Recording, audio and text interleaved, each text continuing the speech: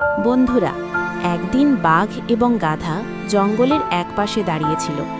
গাধা হঠাৎ বলে উঠল, বাঘ মামা, ঘাসের রং এত নীল কেন? এটা শুনে বাঘ রেগে গিয়ে বলল, দূর বোকা, ঘাসের রং নীল বলছিস কেন? ঘাসের রং তো সবুজ। গাধা বলল, আরে না, ঘাসের রং তো নীল। বাঘ আবার রাগ করল। পরে গাধা বলল, তাহলে চলো মহারাজের কাছে দেখি কারটা সঠিক। তারা দুজনে বনের রাজা সিংহের কাছে গেল।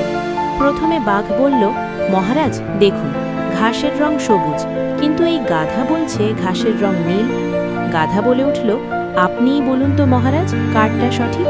সিংহ বলল, ঘাসের রং নীল এবং গাধা সঠিক।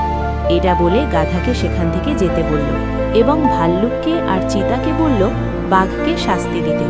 গাধা চলে যাওয়ার পর বাঘ মন খারাপ করে বলল, মহারাজ, ঘাসের রং তো সবুজ, তাহলে আমাকে শাস্তি দিলেন কেন?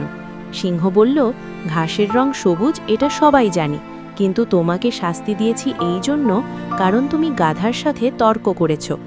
বন্ধুরা, আমাদেরও উচিত কোনো অবুঝ বা বোকার সাথে তর্ক না করা। এরকম আরও গল্প পেতে আমাদের ভিডিওতে লাইক করুন এবং চ্যানেলটা সাবস্ক্রাইব করে দিন।